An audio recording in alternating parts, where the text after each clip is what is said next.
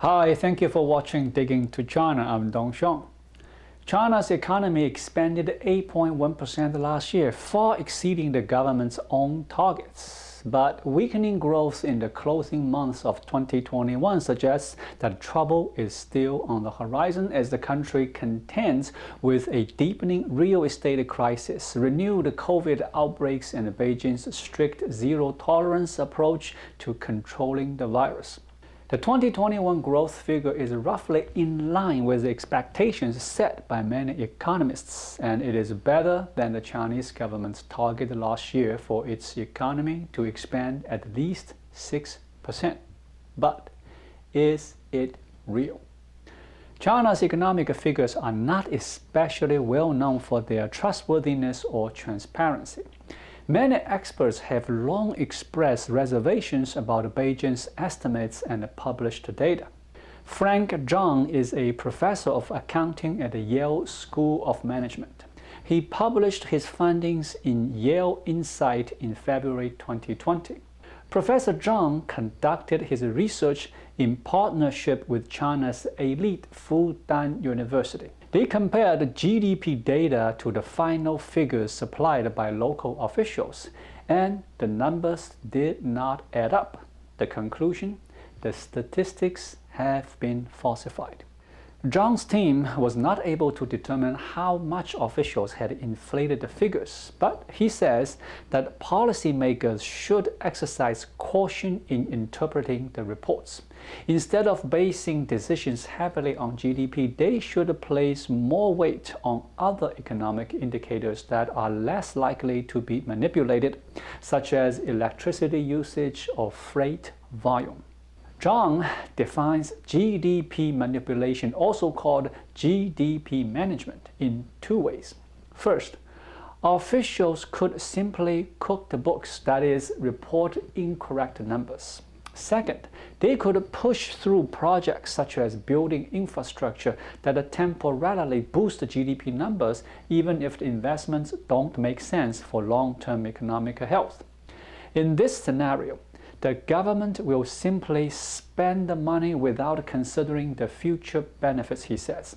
If they build a bridge or build a highway that goes nowhere, it will not bring economic value.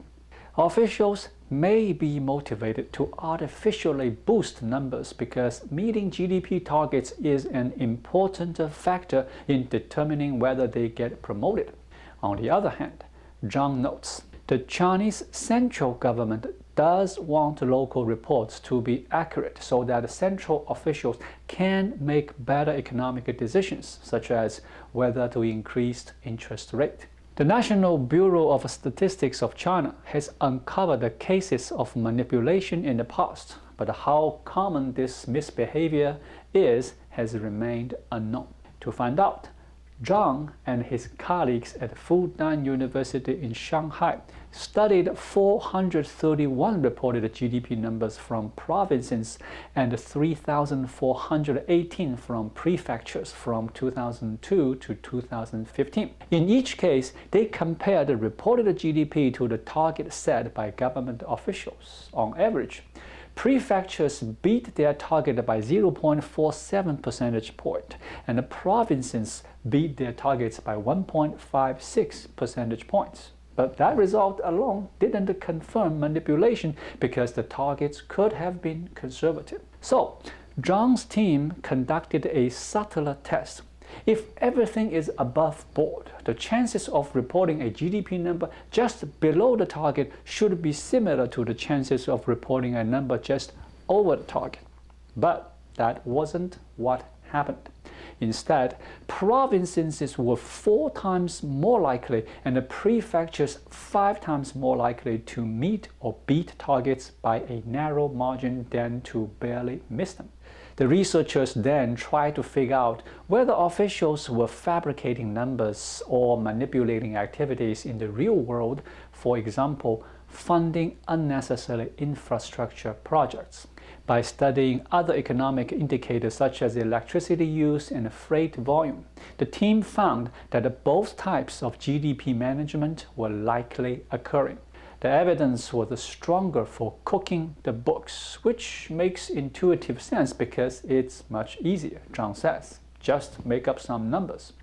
GDP reports were more likely to show signs of manipulation if officials in that area had a stronger incentive to do so. For instance, if they lacked political connections to help them get promoted. And evidence of GDP management also was more common if officials had the resources to fund unneeded projects. For instance, if they had a large budget surplus. Also, due to the lack of appropriate mark-to-market mechanism, the Chinese government doesn't write down bad debts, aka wasted investment. More importantly, China's GDP is a measure of political intention, not economic activity. As a result, it's unsurprising that many greeted China's 2021 GDP numbers with suspicion. China's National Bureau of Statistics reported that the GDP increased at an annual rate of 8.1% in 2021. That looks incredibly robust on the surface. It is the strongest performance in a decade for the Chinese economy. Goldman Sachs Group's current projection for U.S. growth in 2021 is 3.8%. China closed last year with robust exports and factory output, with value-added industrial output up 4.3% year-on-year in December, but with lackluster consumption, with retail sales increasing only 1.7%.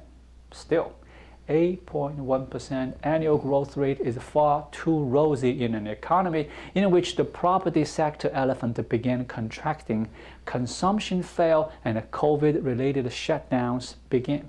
As a matter of fact, in fourth quarter, China's real estate industry contracted nearly twice as rapidly as it did the previous quarter, falling 2.9% following a 1.6% decline in the third quarter.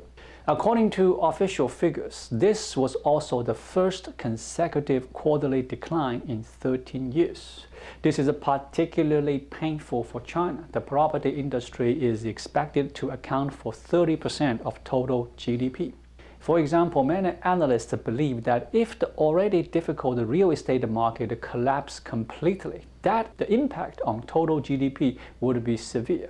Kenneth Rogoff, a Harvard economist, said before, a 20% decline in real estate activity could result in a 5 to 10% decline in GDP. Understand that China's true GDP is critical to policy decisions around the world. For example, if reports are inflated, the United States might overestimate how much China will import from American companies, and the firms could be left with excess inventory. Or the United States could have more leverage to squeeze China in an ongoing trade war than policymakers think. How to obtain accurate economic data in China? You need good luck. Thank you for watching. Please leave a comment and subscribe to my channel. Just click the subscribe button right here. I'll see you again shortly. Until then, be well.